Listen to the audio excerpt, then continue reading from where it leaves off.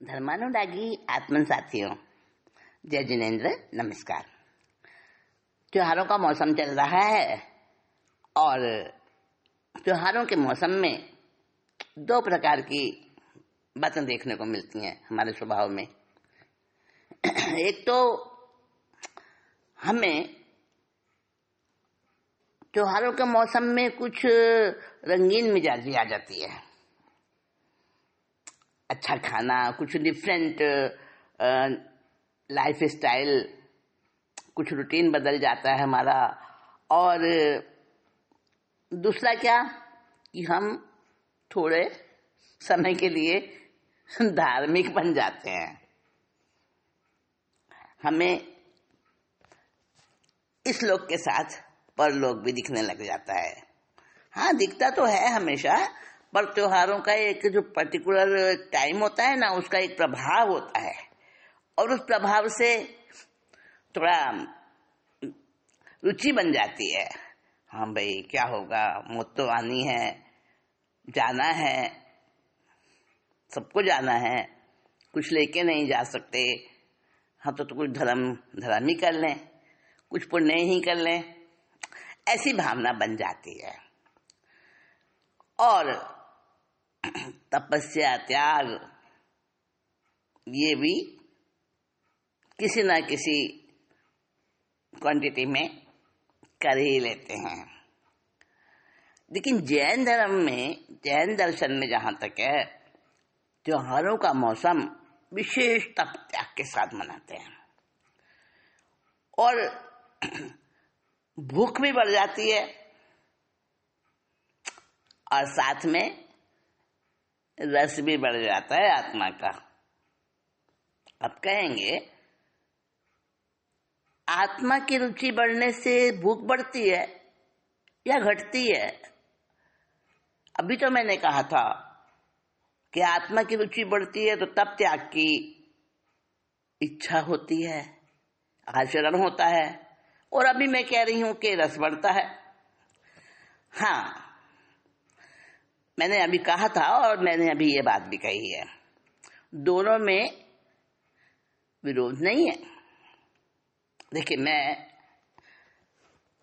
बताती हूं आपको, रस और भूख, इनका आपस में कैसा संबंध है?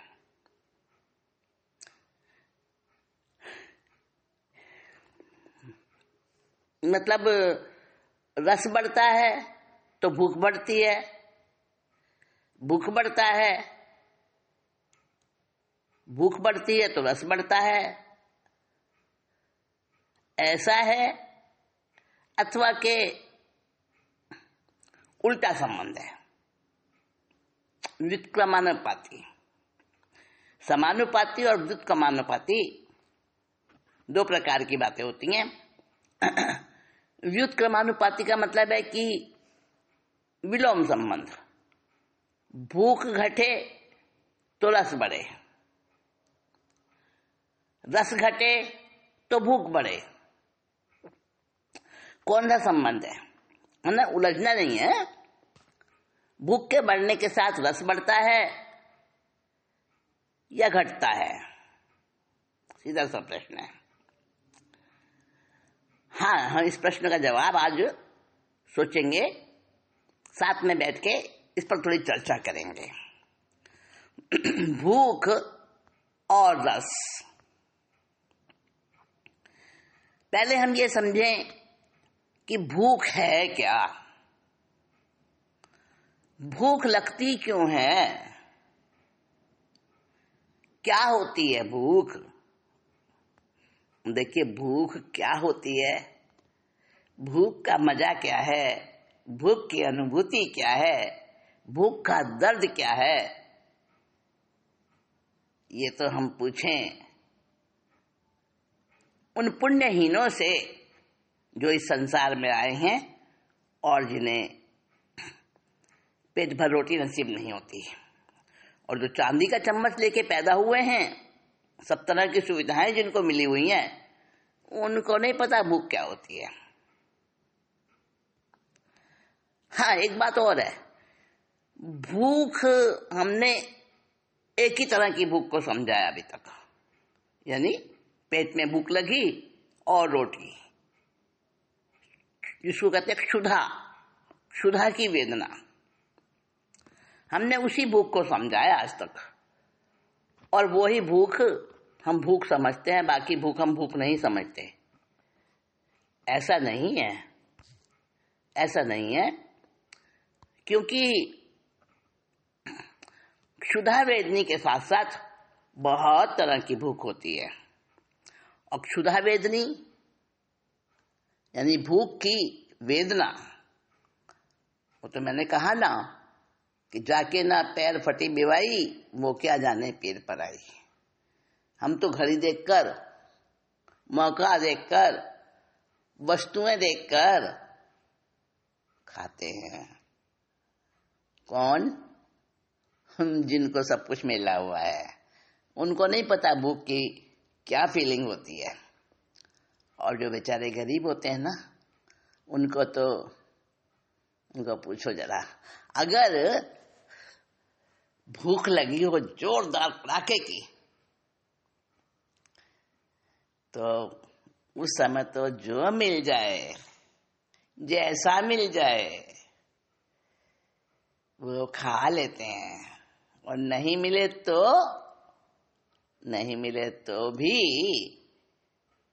तो भी कुदरत का शुक्र अदा करते हैं, चलो तपस्या हो गई। ये तो बहुत आगे की बात है। साधु सोचते हैं ऐसा, तो जो संत बन जाते हैं वो सोचते हैं ऐसा, तो कि नहीं मिला तो तपस्या। हाँ, संत भी महसूस करते हैं भूख को, क्योंकि उनको अपनी मर्जी अनुसार हर समय पर नहीं मिल पाता, क्योंकि त्यागी हो गए, घर बार छोड़ दिया। तो भूख जो है, भूख हमें लगती है आहार संज्ञा की वजह से, आहार संज्ञा के कारण। देखिए, 10 प्रकार की संज्ञा, संज्ञा यानी इंस्टिंक्ट, इंस्टिंक्ट यानी डिमांड, कुदरती डिमांड अंदर की, उसको संज्ञा कहते हैं। सब में होती है, हर जीव में होती है, पशु पक्षी में, मनुष्य में, देवता में, नारकी में, सब में होती है। आहार संज्ञा, भय संज्ञा, मैथुन संज्ञा, परिग्रह संज्ञा, क्रोध संज्ञा, मान संज्ञा, माया संज्ञा, लोभ संज्ञा, लोक संज्ञा और ओग संज्ञा। ये 10 प्रकार की संज्ञाएं होती हैं। क्या है संज्ञा? संज्ञा एक प्रकार की चित्त वृत्ति है। चित्त क्या है? चेतना से जुड़ा हुआ, चेतना से संचालित जो हमारा भाग है, जो हमारी फीलिंग है, वो है चित्त, मन नहीं। मन तो पौद्गलिक है, मन तो मनोवर्गना से बनता है, यानी पुद्गल है, पुद्गल का बना हुआ होता है। चित्त कह रही हूं मैं, चित्त जो चेतना का एक भाग होता है। तो वो जो हमारा चित्त है, उसकी वृत्ति होती है, चित्त वृत्ति। तो चित्त वृत्ति जो है वो संज्ञा कहलाती है। अलग अलग प्रकार की चित्त वृत्तियां हैं, वो संज्ञाएं होती हैं, और सब जीव में होती हैं। कुदरती अंदर की इच्छा होना, लालसा होना, अभिलाषा होना, और अंदर में उठने वाली वो लहरों के समान जो वृत्तियां हैं, चित्त वृत्तियां, वो संज्ञा कहलाती हैं। तो आहार संज्ञा जो सबसे ज्यादा पशु पक्षी में होती है, तिर्यंच में होती है, आहार संज्ञा सबसे ज्यादा। तो आहार संज्ञा मनुष्य में भी होती है, लेकिन पशु से थोड़ा कम। पर होती है बहुत बहुत, अभी अनुपात में होती है। अभी आप देखो ना, एक बार खा लिया, पेट भर गया, और फिर कुछ घंटे बाद खाली हो जाता है, फिर भूख लगती है। ये खत्म ही नहीं होती भूख, क्योंकि आहार संज्ञा है हमारे अंदर में, और वो आहार संज्ञा उभर उभर के समय समय पर आती है। तो जब आहार संज्ञा होती है, क्यों होती है? क्योंकि जीते हैं हम। जब जिएंगे तो गाड़ी को, जैसे आपकी कार को पेट्रोल चाहिए, ईंधन चाहिए, तो जीने के लिए आहार चाहिए। परंतु एक बात बता दूं सीक्रेट की, कहना मत किसी से, अंदर में रखना, समझना, आहार संज्ञा से हमारी आयु का कोई संबंध नहीं है। हमने ऐसा मान लिया कि खाने से ही हम जीते हैं। नहीं, फिर जीते किससे हैं भाई? अगर आहार से हम नहीं जीते तो आहार में कमजोर, आहार लेना बंद कर दें, थोड़ी तपस्या कर लें, किसी कारण से आहार नहीं मिले, बीमार हो जाए, कुछ हो जाए, तो कमजोरी क्यों आ जाती है? हाँ, ये बात सही है आपकी, पर वो हमारा खुद का अपना आरोपित विचार है, और वो विचार काम कर जाता है, उससे हमें कमजोरी महसूस होती है। देखो, जो बहुत कम खाते हैं, बहुत कम खाते हैं, भूख से कम, जिसे ऊनोदरी कहते हैं, तो वो तो उम्र को लंबी करती है ना। ऊनोदरी तो स्वस्थ रखती है, बीमार नहीं बनाती, कमजोर नहीं बनाती। यानी संकल्प शक्ति से हमारी आहार संज्ञा का संबंध है। आहार संज्ञा हम चाहे तो घटा भी सकते हैं संकल्प शक्ति से। तपस्या क्या है? यही तो है संकल्प शक्ति की करामात, और क्या है? हाँ, तो ये भूख हो गई कि भूख क्यों लगती है। हाँ, एक प्रश्न और यहाँ पे उठता है कि अगर भूख ज्ञान से लगती है या अज्ञान से लगती है, अपने आप से प्रश्न पूछ कर देखना। खाते तो हैं, सभी खाते हैं, भूख सबको लगती है, लेकिन पशु को विचार नहीं होता। आहार संज्ञा उसके होती है, पर उसको विचार नहीं कर सकता। वो मनुष्य विचार कर सकता है, विवेक रख सकता है, उसके पास बुद्धि है, उसके पास समझ है। तो सोच के देखना कि हमें भूख क्यों लगती है। ज्ञान है हमें, इसलिए भूख लगती है।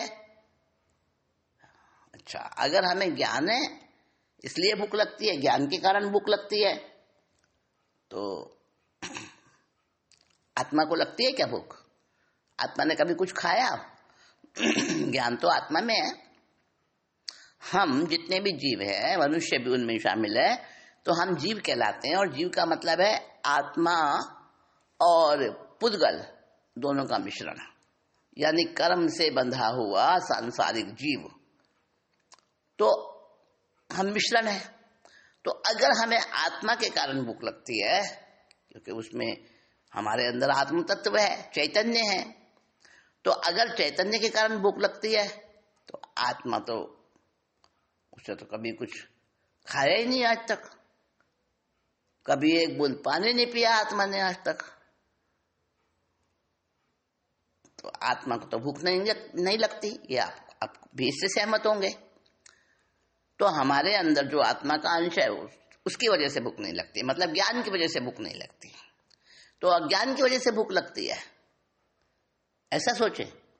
अगर अज्ञान से भूख लगती है तो जड़ पदार्थों को भी भूख लगनी चाहिए, निर्जीव को, जड़ पदार्थों को भूख लगनी चाहिए। कभी आपसे आपके टेबल ने कहा कि मुझे भूख लग रही है? नहीं ना। आपके जूते ने कभी कहा कि भूख लग रही है? अजीब पदार्थों को भूख नहीं लगती। अजीब जड़ है, जड़ों को भी भूख नहीं लगती। अब जड़ों को भी भूख नहीं लगती और चेतन को भी भूख नहीं लगती, नहीं ना। खाना पीना न जड़ मांगता न चेतन मांगता। तो हम जो दोनों का मिश्रण है, हमें क्यों लगती है भूख? जबरदस्त भूख लगती है। सजीव को नहीं लगती, निर्जीव को नहीं लगती।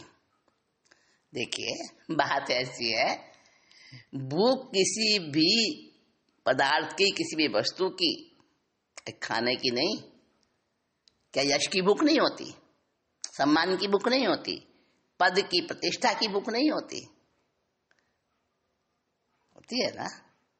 सीखने की भी भूख होती है, और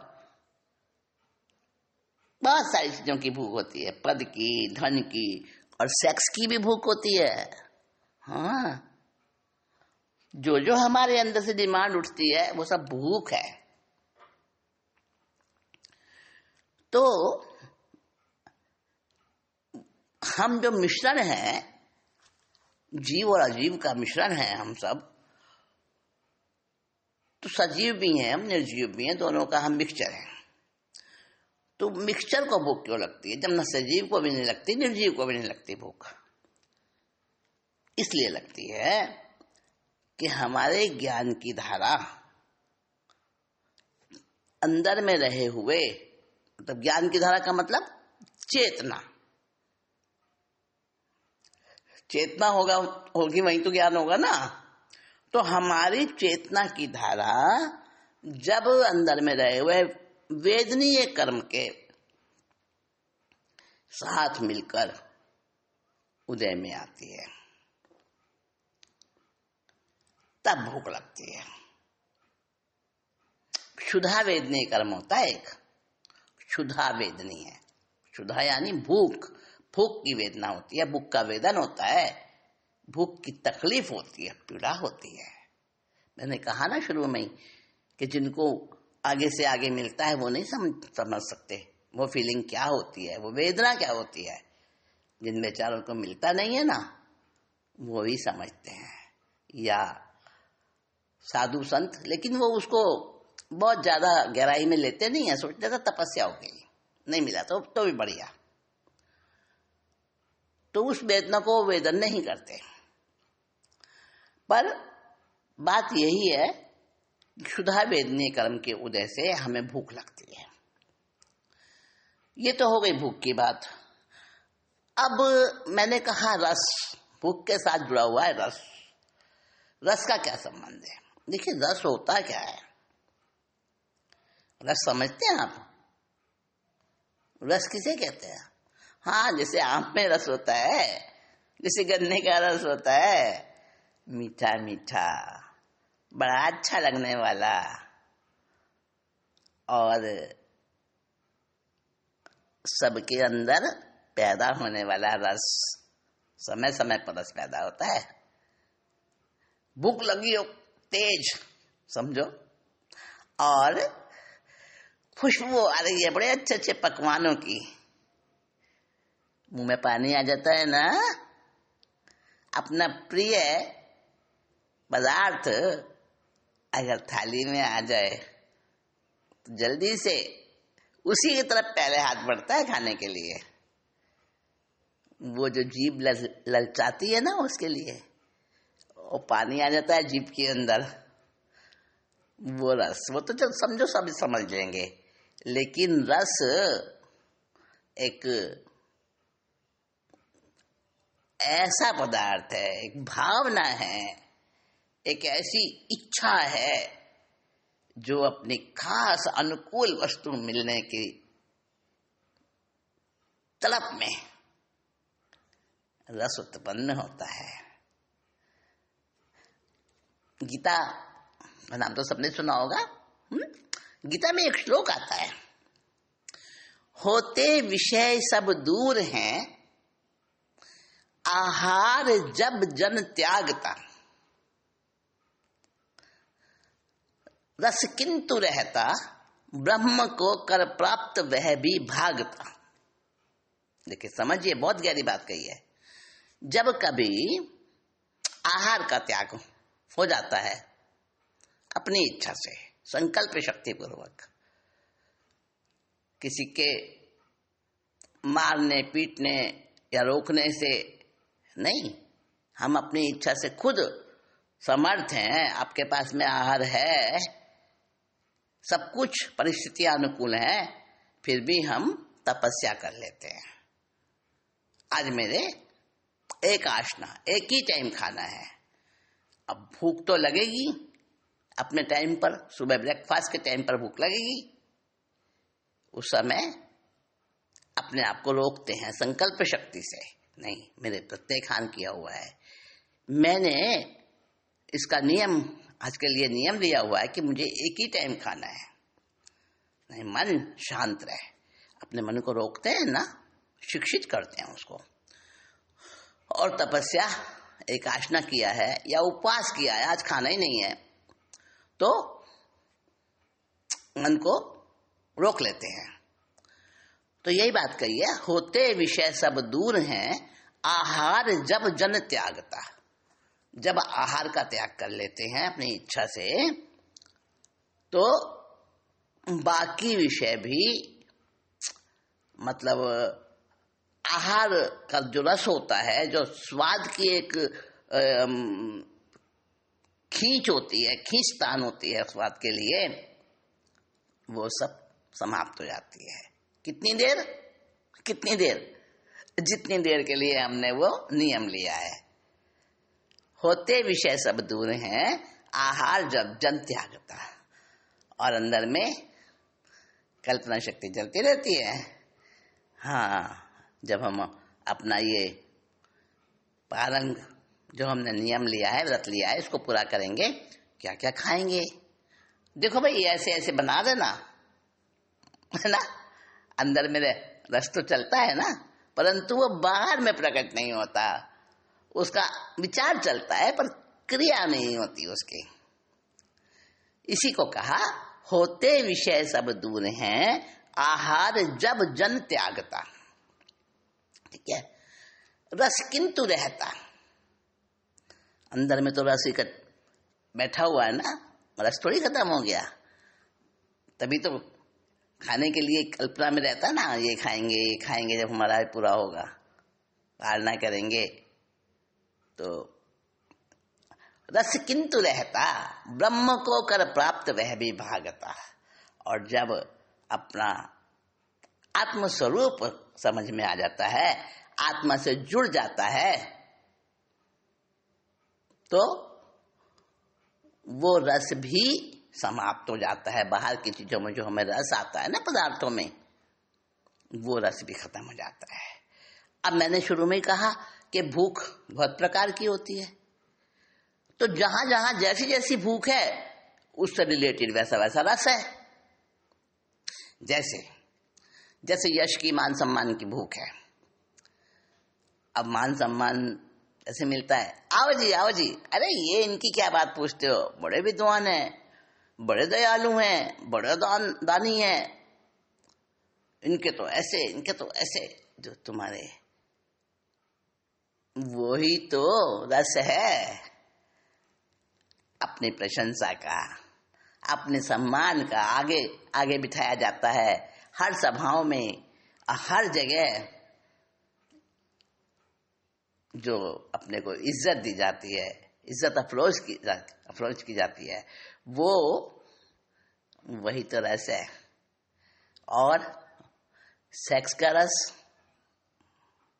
वो भी रस है।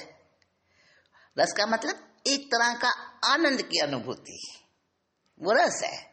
और रस छोटा सा शब्द है, एक भी मात्रा नहीं है उसमें, 2 वर्ण है बस, रस, मात्रा एक में भी नहीं है।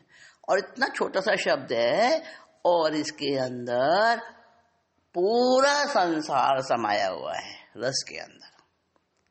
जहां जिसको रस आएगा ना, वो वही करेगा, उसी में समर्पित हो जाएगा जिसमें उसको रस आएगा। और जहां रस नहीं आएगा, उससे हट जाएगा। जब तक सांसारिक भौतिकता में रस आता है, तब तक उसमें ही दौड़ता है इंसान। और जब वहां से रस खत्म हो जाता है, उसे समझ आ जाती है कि ये सब नश्वर है, ये सब हमारे साथ नहीं जाने वाला, हमें कर्म से बांधने वाला है, हमें ये तबाह करने वाला है।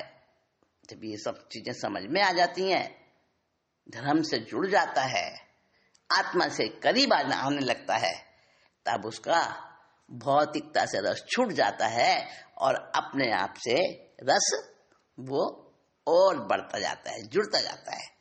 यानी बाहर में जो मूढ़ बने, अंदर में वही गूढ़ बने। गूढ़ माने गहरा, तो अंदर में डुबकियां लगाता है, अंदर के रस में मग्न हो जाता है। हाँ, तो मैं बता रही थी आपको, वो जो रस उत्पन्न होता है, वो रस बुलाता है, उस रस का एक अट्रैक्शन होता है, और इसीलिए भूख लगती है। भूख लगने से रस पैदा होता है कि रस पैदा होने से भूख? ये भी विचारणीय प्रश्न है। देखो, दोनों ही एक दूसरे से संबंधित है, दोनों ही एक दूसरे से जुड़े हैं। मैंने शुरू में कहा आपको कि रस और भूख का कैसा संबंध है? रस बढ़ेगा तो भूख भी बढ़ती होगी। वहां बढ़ी हुई क्वांटिटी में रहेगी भूख जहां रस बढ़ा हुआ होगा,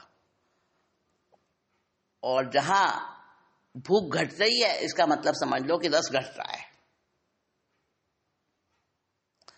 कई लोग बहुत परिग्रह कम रखते हैं, बस हमें तो इतना ही चाहिए, ज्यादा इकट्ठा नहीं करना, ज्यादा आसक्ति नहीं रखनी, तो उनको भूख कम है, लौकिक भौतिक इच्छाओं की भूख नहीं रही, कम पड़ गई, हट गई इच्छा, तो उनको समझना चाहिए उनके लिए कि रस नहीं आ रहा संसार में, उनका रस हट गया है, रस में भी कमी आ गई है। और जो दौड़ते हैं हर समय, उसी में लगे पड़े हैं, रमे हुए हैं, उसी में रचे पचे, तो समझना चाहिए कि इनको संसार में बहुत तेज रस है, इसलिए भौतिकता की बहुत जबरदस्त भूख है इनको। तो अपनी भूख देखिए, मैंने कहा आपको कि आहार संज्ञा जो है वो क्षुधा वेदनी कर्म के कारण से होती है। आहार संज्ञा यानी भूख, भूख की अनुभूति। तो मैंने जो बाकी संज्ञा बताई सारी 10 संज्ञाओं के नाम बताए ना, ये हर जीव में होती हैं, टाइम टू टाइम अपना असर दिखाती हैं। तो बाकी संज्ञा वो किसकी वजह से होती हैं? देखिए, आहार संज्ञा तो समझ आ गई कि क्षुधा वेदनीय कर्म के वजह से होती है, उत्पन्न होती है। और इसमें क्यों होती है संज्ञा? क्योंकि इसमें जीव को भूख मिल जाती है, तृप्ति हो जाती है और निश्चिंतता आ जाती है। कहते हैं अगर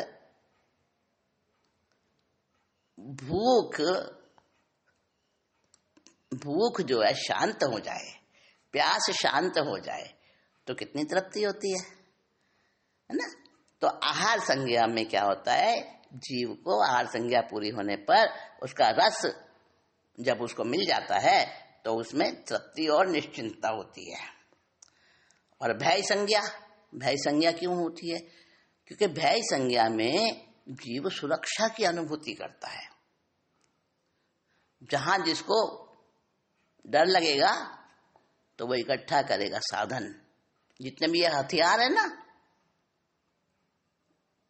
जहां जहां अणु बम, मेगा बम, हाइड्रोजन बम, जितने जितने आविष्कृत किए जा रहे हैं, ये सारा भय संज्ञा का काम है। भय किसको होगा?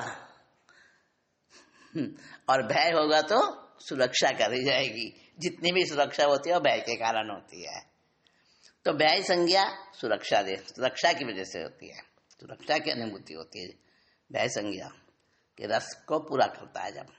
मैथुन संज्ञा में प्रभुत्व और शांति मिलती है, प्रभुत्व, मालिकाना हक, है ना, प्रभुत्व और शांति। और परिग्रह संज्ञा, उसमें भी पूर्णता, हाँ मेरे पास आ गई, मेरे पास ऐसा है, इतना है, परिग्रह संज्ञा में। ये 4 संज्ञा हो गई। और इसमें से अभी हमने एक का कारण बताया, क्षुधा वेदनीय आहार संज्ञा का।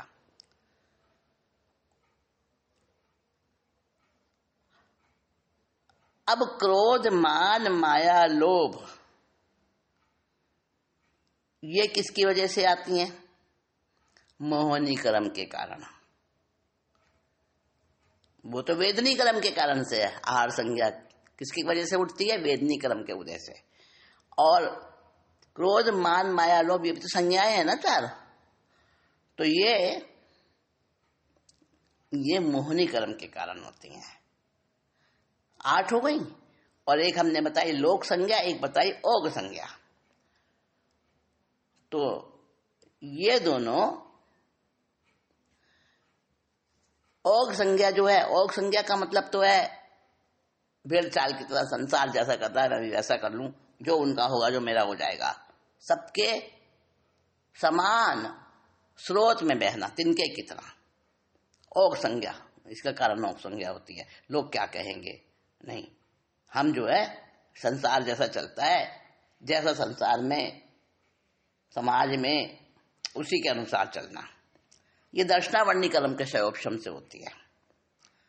और लोक संज्ञा ज्ञानावर्णी कर्म के क्षयोपशम से होती है। लोक संज्ञा क्या है कि कुछ विशिष्टता अपने अंदर, डॉक्टर का बेटा डॉक्टर ही बनना चाहिए, बनता है, उसके अंदर कुछ खासियत होती है, बहुत जल्दी बन जाता है, बहुत जल्दी। बढ़ई का बच्चा होगा तो उसमें जरूर वो गट्स होंगे कि वो बहुत जल्दी सीख जाएगा उस कला को। तो ये लोक संज्ञा है, अपनी विशिष्टता, खास विशिष्टता। तो ओग संज्ञा होती है दर्शनावर्णी कर्म के क्षयोपशम से, और लोक संज्ञा होती है ज्ञानावर्णी कर्म के क्षयोपशम से। और आहार संज्ञा होते है क्षुधा वेदनी, यानी वेदनी कर्म के क्षयोपशम से। और बाकी की 7 संज्ञा, 3 ये हो गई ना, ओग संज्ञा, लोक संज्ञा और आहार संज्ञा।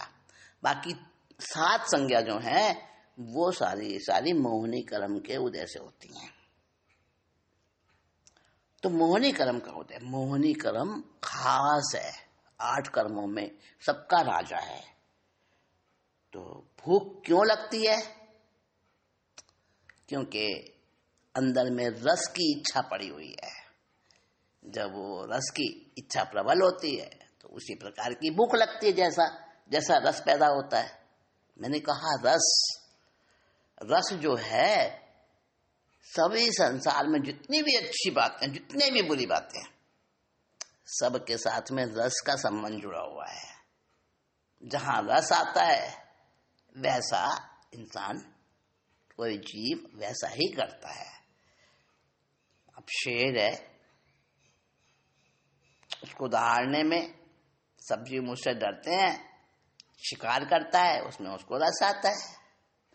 सांप को फुफकारने में रस आता है, चोर को चोरी करने में रस आता है। हाँ, ठीक बता रही हूं आपको। और जो टेररिस्ट होते हैं ना, आतंकवादी, उनको मारने में रस आता है। वो लोगों को डराते हैं, मारते हैं, उन्हें बड़ा अच्छा लगता है। लोग चिल्लाते हैं, रोते हैं, गिड़गिड़ाते हैं, जीवन की भीख मांगते हैं, वो कह लगाते हैं।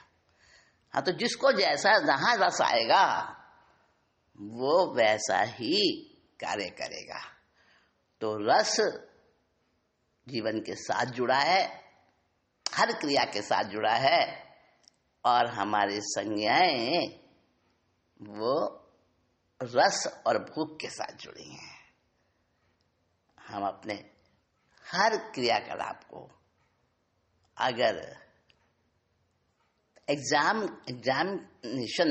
एग्जामिनेशन करें, उसका चेक करते जाएं, अपनी हर क्रिया को, अपने अंदर उठने वाली हर भावना को चेक करते जाएं कि ये मेरे अंदर किस चीज की भूख उठ रही है, किस चीज का रस पैदा हो रहा है।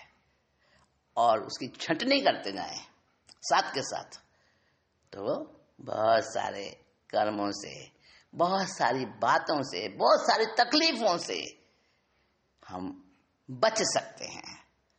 तो रस और भूख का संबंध है तो बहुत गहरा विषय, बहुत विस्तार से है ये विषय, लेकिन आज हमने संक्षेप में इसके ऊपर चर्चा की है।